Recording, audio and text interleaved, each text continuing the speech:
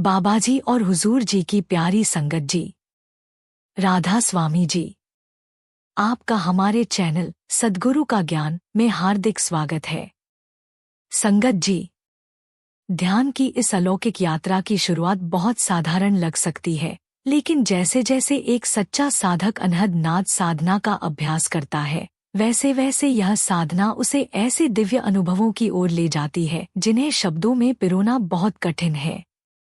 शुरुआत में जब साधक अपने अंदर उतरना शुरू करता है तो वह केवल एक हल्की धीमी सी ध्वनि महसूस करता है, जैसे कोई दूर से आती मधुर सी गूंज या झींगुर की झंकार जैसी कोई महीन ध्वनि।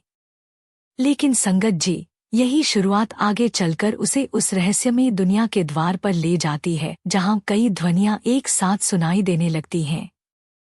कुछ को यह ध्वनियां तीखी सीटी जैसी प्रतीत होती हैं, कुछ को पतली फुसफुसाहट और कुछ को एक ऐसी गूंज या कंपन जैसी अनुभूति होती है जो शब्दों में नहीं बन सकती। यह अनुभव साधक के मन को भीतर से शांत करता है और आत्मा को ऊंचे स्तर पर ले जाता है। ये ध्वनियां कोई साधारण ध्वनियां नहीं होती, ये हमारे आत्मिक शरीर को जगाने वाली, परम शक्ति से जोड़ने वाली ध्वनियां होती हैं।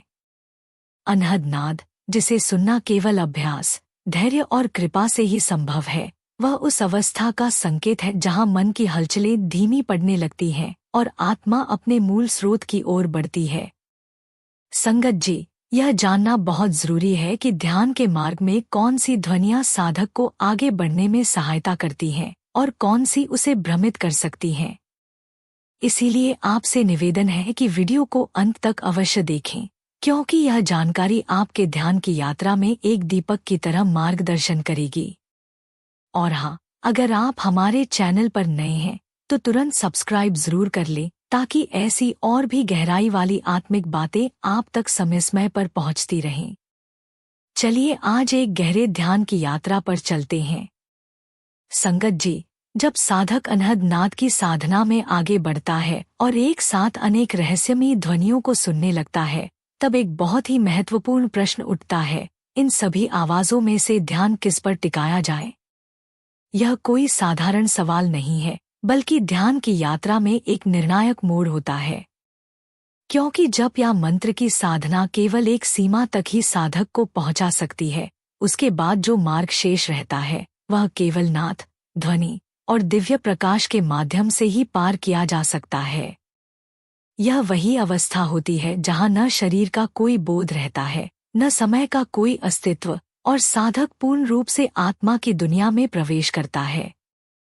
संगत जी, अब प्रश्न यह है कि जब एक साधक को झींगुर की झंकार, कोई कंपन, एक सन्नाटा सी गूंज या फिर कोई पतली सी फुसफुसाहट जैसी ध्वनियां सुनाई देती हैं, तो वह कैसे पहचाने कि इनमें से कौन सी ध्वनि उसके लिए सही है, किस ध्वनि पर ध्यान टिकाना चाहिए और कौन सी ध्वनि भ्रम पैदा कर सकती है? इस संदर्भ में सबसे पहली और मूल बात जो जाननी आवश्यक है वह यह है कि आपके वर्तमान ध्यान की अवस्था में जो भी ध्वनि सबसे स्पष्ट, निरंतर और भीतर से खींचने वाली प्रतीत होती है, वही आपके लिए उस समय की नाद ध्वनि है। उस पर ही ध्यान केंद्रित करना चाहिए, क्योंकि वही ध्वनि आपकी चेतना को धीरे धीरे भीतर की ओर खींच रही होती है। संगत जी, बहुत से साधक इस भ्रम में पड़ जाते हैं कि केवल घंटे, वीणा, मृदंग, बांसुरी, ढोल या घड़ियाल जैसी दिव्य और मधुर ध्वनियां ही उच्च नाद मानी जाती हैं। यह बात सही है, लेकिन केवल आंशिक रूप से। इन विशेष ध्वनियों का अनुभव तभी होता है जब साधक की चेतना पूरी तरह से शरीर के सभी बंधनों से मुक्त होकर आज्ञाचक्र, यानी दोनों भौहों के बीच स्थित सूक्ष्म केंद्र पर स्थिर हो जाती है। यह एक अत्यंत विकसित अवस्था है जहां साधक न केवल शरीर की सुध-बुध खो देता है, बल्कि ध्यान के एक बेहद गहन स्तर पर प्रवेश करता है। लेकिन संगत जी, उस परम अवस्था तक पहुंचने के लिए सबसे पहले साधक को आरंभिक अनहद ध्वनियों पर ही ध्यान साधना करनी पड़ती है। यह शुरुआती ध्वनियां ही साधक की चेतना को धीरे धीरे शरीर से समेटती हैं और उसे भीतर के मार्ग की ओर अग्रसर करती हैं। इन्हीं में से एक विशेष ध्वनि ऐसी होती है जो साधक को लगातार भीतर खींचती है और अंततः आज्ञाचक्र पर स्थिर कर देती है। और जब चेतना उस बिंदु पर पहुंच जाती है तभी भीतर से घंटों की गूंज, वीणा की झंकार, बांसुरी की मधुरता और मृदंग की लयात्मक ध्वनियां प्रकट होती हैं। ये सब उस अंतर्यात्रा के संकेत हैं जो आत्मा को परम सत्य की ओर ले जा रही होती हैं। इसलिए संगत जी, ध्यान कभी भी मन से चुनकर किसी आकर्षक ध्वनि पर नहीं लगाया जाना चाहिए, बल्कि उस ध्वनि पर केंद्रित करना चाहिए जो स्वाभाविक रूप से भीतर से सबसे ज्यादा स्पष्ट, स्थिर और आत्मा को आकर्षित करती हो। वही ध्वनि आपके ध्यान की उस अवस्था में सही मार्गदर्शक होती है। यही नाद आपकी अंतर्यात्रा का अगला द्वार खोलती है। संगत जी, जब साधक की साधना थोड़ी गहरी होने लगती है और उसे भीतर से अनेक अनहद ध्वनियां एक साथ सुनाई देने लगती हैं, जैसे झींगुर की झंकार, रहस्यमयी सीटी, सन्नाटे जैसी गूंज या कोई कंपन भरी फुसफुसाहट, तब मन कभी कभी भ्रमित हो जाता है कि आखिर इन सब में से किस ध्वनि पर ध्यान टिकाना चाहिए। यही वह समय होता है जब साधक को अत्यधिक सतर्क और सजग होकर भीतर के संकेतों को पढ़ना होता है। इस अवस्था में साधक को सबसे पहले यह जांचना चाहिए कि कौन सी ध्वनि आज्ञाचक्र यानी दोनों भौहों के मध्य स्थित सूक्ष्म केंद्र पर सबसे तीव्र, स्पष्ट और गूंजती हुई महसूस हो रही है। जिस ध्वनि की उपस्थिति आज्ञाचक्र पर सबसे ज्यादा स्पष्टता से महसूस हो, उसी को पकड़ना है और उसी पर ध्यान टिकाना है। यही वह ध्वनि है जो साधक की चेतना को अगले द्वार की ओर ले जाती है। लेकिन संगत जी, कभी कभी ऐसा भी होता है कि साधक जब आज्ञाचक्र पर ध्यान केंद्रित करता है तब भीतर की ध्वनियां बदलने लगती हैं। जैसे कुछ समय के लिए सीटी सुनाई दी, फिर अचानक वह बदलकर झींगुर जैसी झंकार हो गई और फिर वह भी सन्नाटे में बदल गई। यह परिवर्तन साधारण नहीं है, बल्कि ध्यान की गहराई और चेतना की हलचल का संकेत है। यही वह अवस्था है जहां साधक को धैर्य और सूक्ष्मता से काम लेना होता है। अगर वह शांत चित्त होकर ध्यानपूर्वक भीतर झांकता है तो एक विशेष बात अनुभव होने लगती है। जब वह किसी एक विशेष ध्वनि पर स्थिरता से ध्यान देता है तो शरीर के निचले हिस्सों में, जैसे पैरों, टांगों या कमर में, हल्की सी सनसनाहट या कंपन जैसी अनुभूति होने लगती है। यह कंपन कोई सामान्य शारीरिक हलचल नहीं होती, बल्कि यह एक सूक्ष्म चेतन ऊर्जा का संकेत होता है जो शरीर की सीमाओं को पार कर ऊर्ध्वगामी हो रही होती है। संगत जी, इस कंपन का अनुभव एक अत्यंत शुभ संकेत है। यह दर्शाता है कि साधक की चेतना अब भीतर की ओर गति कर रही है, शरीर के स्थूल स्तर से सूक्ष्म स्तर की ओर बढ़ रही है। और यह कंपन तभी उत्पन्न होता है जब साधक सही ध्वनि, अपनी चेतना की उस समय की सही नाद पर ध्यान केंद्रित करता है। यही वह क्षण होता है जब साधक को पूरी निष्ठा और धैर्य के साथ उसी ध्वनि पर टिके रहना चाहिए। ना तो किसी और आवाज की ओर खींचना है, ना ही यह सोचकर विचलित होना है कि कोई और आवाज ज्यादा मधुर या दिव्य लग रही है। जो ध्वनि भीतर से आपको खींच रही है, जो चेतना को स्थिरता प्रदान कर रही है और जो कंपन के रूप में प्रतिक्रिया दे रही है, वही आपकी वर्तमान साधना के लिए सही ध्वनि है। संगत जी, यही वह सूक्ष्म विज्ञान है ध्यान का, जहाँ शब्द नहीं बल्कि अनुभव ही मार्गदर्शक बनते हैं। इसलिए जब भीतर अनेक आवाजें एक साथ सुनाई देने लगे, तब मन से नहीं बल्कि अनुभव से निर्णय लीजिए और उस एक ध्वनि पर टिक जाइए जो आपको भीतर से ऊपर खींच रही हो।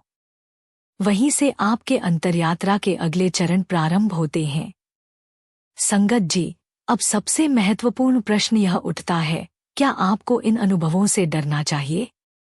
तो इसका उत्तर है, बिल्कुल नहीं, तनिक भी नहीं।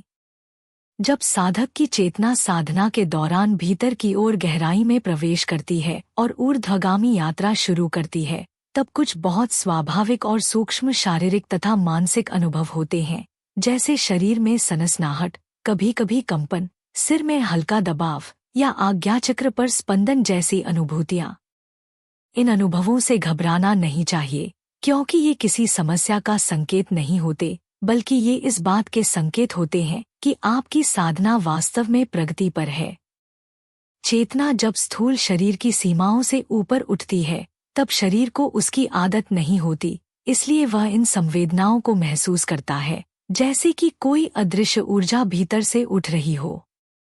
कुछ साधक इसे डर के रूप में लेते हैं, जबकि वास्तव में यह डर नहीं, बल्कि पुरानी चेतना के स्तर को पीछे छोड़ने का संकेत होता है। इसीलिए संगत जी, यदि साधना करते समय कभी शरीर में कुछ असामान्य या पहले न महसूस की गई संवेदनाएं हों, जैसे पैरों में हल्की झंझनाहट, रीढ़ में कोई कंपन या माथे पर किसी अदृश्य स्पर्श जैसा एहसास, तो इन्हें डर या भ्रम की दृष्टि से नहीं देखना चाहिए, बल्कि यह समझना चाहिए कि साधना का बीज अब अंकुरित हो रहा है और आप एक नए स्तर में प्रवेश कर रहे हैं। ऐसे समय में यह भी बहुत जरूरी होता है कि आप अपने ध्यान को बार बार भटकने न दें। आपको यह पहचानना होता है कि इन सारे अनुभवों के बीच जो एक विशेष ध्वनि सबसे स्थिर, सबसे स्पष्ट और गहराई से आपको अनुभव हो रही है, बस उसी पर ध्यान टिकाए रखना है। बाकी सारी आवाजें, चाहे वे कितनी भी विचित्र, आकर्षक या डरावनी क्यों न लगें, वे सब आपकी परीक्षा हैं, और इन्हें छोड़कर केवल उस एक ध्वनि को थामे रहना ही सच्चे साधक का धर्म होता है। ध्यान रखिए संगत जी, ध्यान की इस यात्रा में डर की कोई जगह नहीं होती, केवल समर्पण, धैर्य और साहस की आवश्यकता होती है। हर वह कंपन, हर वह सनसनाहट, हर वह अस्पष्ट सी अनुभूति, सब एक संकेत है कि पर्दा धीरे धीरे उठ रहा है और आप भीतर के संसार की ओर बढ़ रहे हैं। इस अवस्था में बस अपने अनुभवों को स्वीकार करें, शांति बनाए रखें और श्रद्धा से उस ध्वनि पर टिके रहें जो आपको भीतर से ऊपर खींच रही है। यही वह मार्ग है जो अंततः नाद से होते हुए शून्य और परम अवस्था तक ले जाता है। संगत जी, अनहद नाद से जुड़ी कई संतों की कहानियां प्रसिद्ध हैं, जो इस दिव्य ध्वनि के अनुभव को दर्शाती हैं। एक बहुत ही सुंदर और प्रेरणादायक कहानी संत कबीर साहिब से जुड़ी हुई है। कहा जाता है कि एक बार एक पंडित ने संत कबीर से पूछा, आप कहते हैं कि बिना किसी वाद्य यंत्र के, बिना किसी साधारण ध्वनि के भीतर एक नाद गूंजता है, क्या यह कोई कल्पना नहीं है? कबीर साहिब मुस्कराए और बोले, पंडित जी, वह नाद तो हर किसी के भीतर बज रहा है, पर उसे सुनने के लिए कान नहीं, एक शांत मन और प्रेम से भरा हृदय चाहिए। उन्होंने आगे एक अद्भुत चौपाई सुनाई। पांचों नदियां एक समाई, बहता नाद अनहद गाई। शब्द सुधा रस पीवै जाका, ताका जगत माया न भाका। कबीर जी का कहना था कि जब साधक भीतर की यात्रा करता है, तब पांचों इंद्रियां, श्रवण, दर्शन, गंध, रस, स्पर्श समाहित हो जाती हैं और एक ऐसा अनहद नाद सुनाई देता है जो बाहर की कोई भी ध्वनि नहीं हो सकती। यह नाद न तो किसी बाजे से निकलता है, न किसी व्यक्ति द्वारा उत्पन्न होता है, यह तो अविरल धारा की तरह भीतर बहता है। कहते हैं, कबीर साहिब ध्यान में बैठते ही इस अनहद नाद को सुनते थे। वे घंटों उसी मधुर ध्वनि में लीन रहते। जब उनके शिष्य पूछते कि वे किसका ध्यान कर रहे हैं, तो कबीर बस मुस्कराकर कहते, मैं उस ध्वनि को सुन रहा हूँ, जो कभी बंद नहीं होती, जो मुझे हर क्षण मेरे रब के करीब ले जाती है। संगत जी, साधना में जो नाद भीतर सुनाई देता है, वह भले ही अलग अलग परंपराओं, संतों या ग्रंथों द्वारा विभिन्न नामों से जाना गया हो, परंतु उसका वास्तविक स्वरूप और प्रभाव एक ही होता है। किसी ने उसे अनहद नाद कहा, जो बिना किसी बाहरी यंत्र या प्रयास के स्वयं भीतर गूंजता है, निरंतर चलता रहता है। किसी ने उसे ब्रह्मा नाद कहा, वह ध्वनि जो ब्रह्मा की उपस्थिति का बोध कराती है, जो आत्मा को उसकी दिव्यता की स्मृति दिलाती है। कई संतों ने इसे शब्द या शब्द ध्वनि कहा, वह चेतन शक्ति जो हमें संसार की हलचल से हटाकर आत्मा की शुद्ध अवस्था की ओर ले जाती है। संगत जी, पश्चिमी परंपराओं में भी इस ध्वनि को विशेष रूप से साउंड ऑफ साइलेंस के नाम से जाना गया है, एक ऐसा मौन जिसमें सबसे अधिक स्पंदन होता है, जो बाहर से मौन होकर भी भीतर से सबसे मुखर और बुलाने वाला होता है। यह मौन की ध्वनि वह कंपन है जिसे साधक तब सुनता है जब वह अपने मन की परतों को पार कर अंतर की गहराई में उतरता है। कुछ लोग इसे साउंड ऑफ द यूनिवर्स कहकर संबोधित करते हैं, लेकिन हमारी साधना की दृष्टि से यह नाम उचित नहीं, क्योंकि यह ध्वनि किसी बाहरी ब्रह्मांड की नहीं, भीतर आत्मा और परमात्मा के मिलन की साक्षी है, और इसीलिए इसे साउंड ऑफ साइलेंस कहना अधिक सटीक है। संगत जी, हर युग और हर परंपरा ने इस अनुभव को अपनी भाषा, प्रतीकों और आध्यात्मिक समझ से व्यक्त किया है।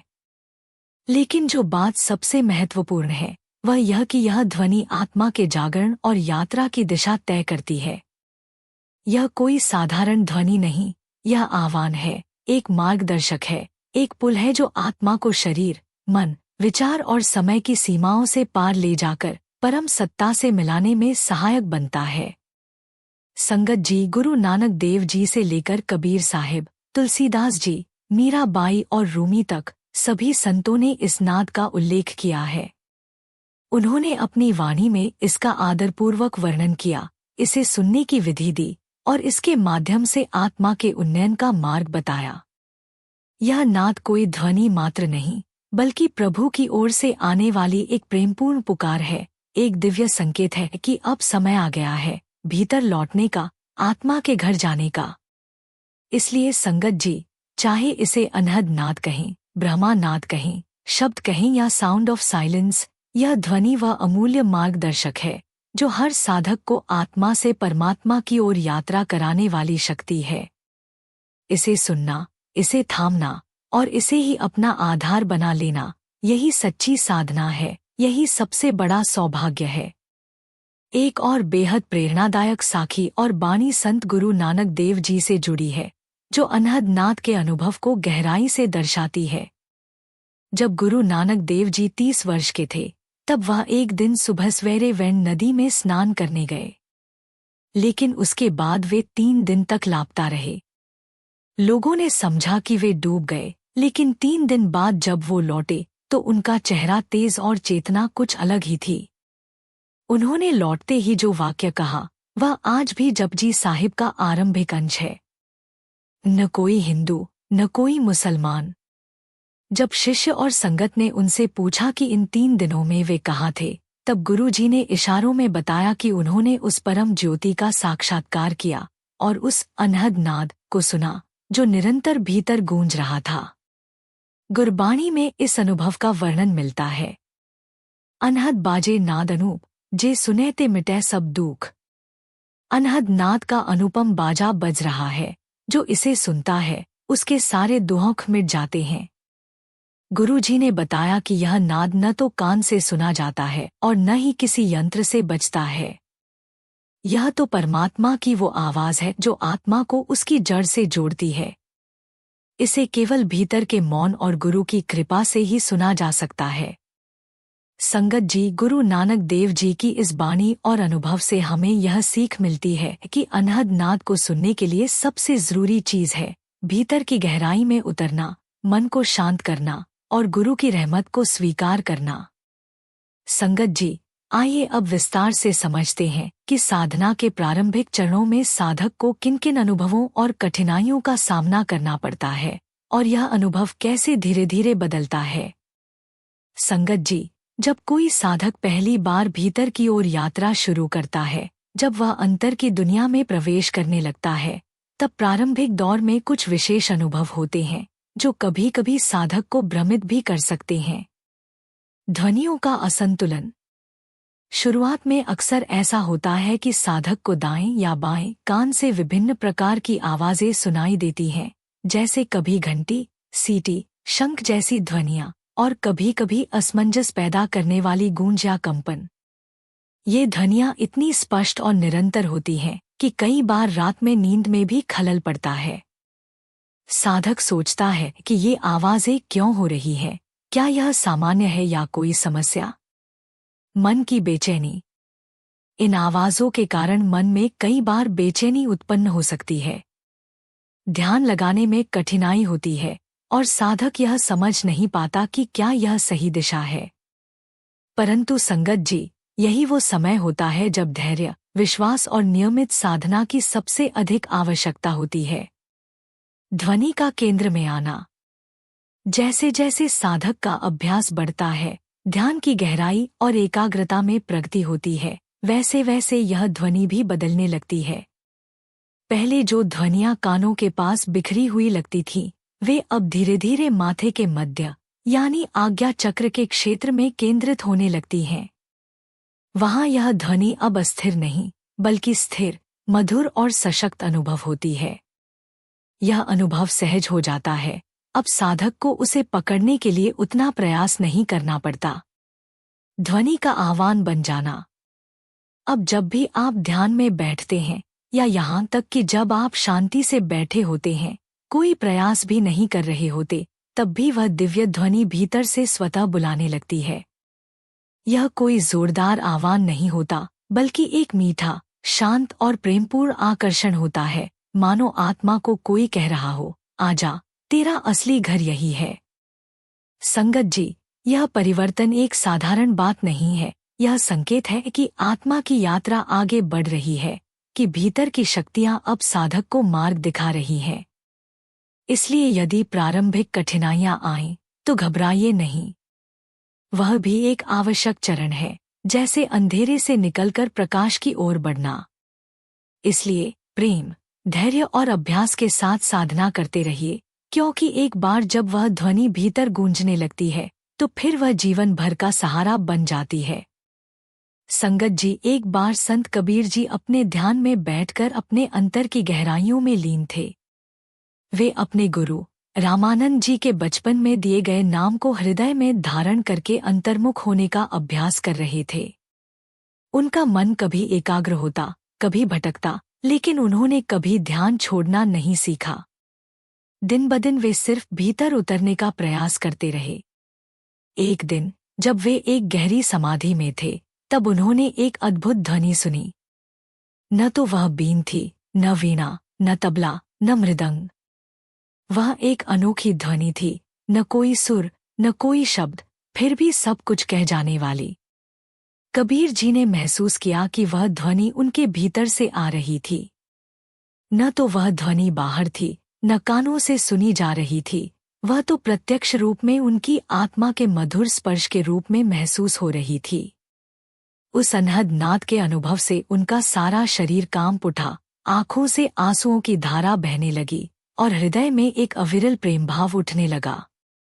वह अनुभव इतना गहरा था कि उन्होंने तुरंत कहा, अजहु नाद अनाहत बाजे, गगन मंडल राग रतन बाजे।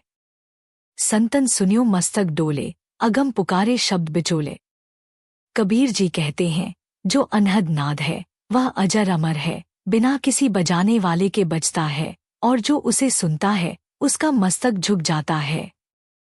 गुरु की कृपा से ही यह अनहद नाद सुनाई देता है। गुरु के बिना तो व्यक्ति कभी उस ध्वनि तक पहुंच ही नहीं सकता। इसी अनुभव के बाद कबीर जी ने गुरु की महिमा कई बार अपनी वाणी में कही। गुरु गोविंद दो खड़े, काके लागू पाए।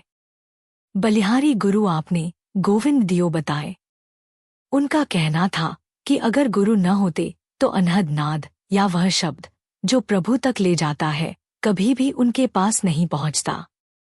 संगत जी, संत कबीर दास जी की यह कहानी हमें यह सिखाती है कि अनहद नाद का अनुभव बिना गुरु के संभव नहीं। गुरु ही वह दीपक है जो अंधेरे में राह दिखाता है।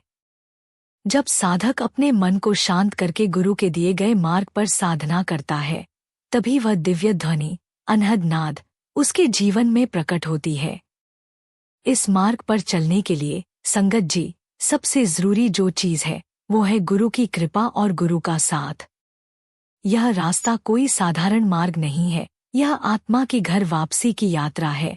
एक ऐसी यात्रा जहां संसार की आंखों से कुछ भी स्पष्ट नहीं दिखता, जहां हर कदम पर मन भटकाने की कोशिश करता है, और जहां माया अपने हर रूप में साधक की परीक्षा लेती है। ऐसे में अगर कोई एक शक्ति है जो साधक को बार बार संभालती है, गिरने नहीं देती, सही दिशा में आगे बढ़ाती है, तो वो है गुरु की कृपा। गुरु न केवल मार्ग दिखाते हैं, बल्कि भीतर उस शक्ति को भी जागृत करते हैं, जिससे साधक आत्मा की आवाज को सुन सके, उस दिव्य ध्वनि को पकड़ सके जो हमें प्रभु से जोड़ती है। गुरु बिना बोले, बिना कहे, हमारे भीतर की यात्रा को चालू करते हैं। और जब कभी हम थक जाएं, हार मान लें या रास्ता भूल जाएं, तो वही गुरु हमें प्रेम से पुकारते हैं, हमारी आत्मा को फिर से स्फूर्ति देते हैं और हमें याद दिलाते हैं कि हम अकेले नहीं हैं। इस पूरे मार्ग में साधक का भरोसा, समर्पण और गुरु की छाया, यही उसकी असली ताकत होती है। इसलिए कहा गया है, गुरु बिन कौन बतावे बाट। गुरु के बिना यह रास्ता ना समझ में आता है, ना पार होता है। संगत जी, जो भी ध्वनि इस समय आपके भीतर स्पष्ट रूप से सुनाई दे रही है, वही आपकी आत्मा के लिए प्रभु की पुकार है। यह वही दिव्य ध्वनि है जो आपको अपने सच्चे स्वभाव और परमात्मा से जोड़ने का काम करती है।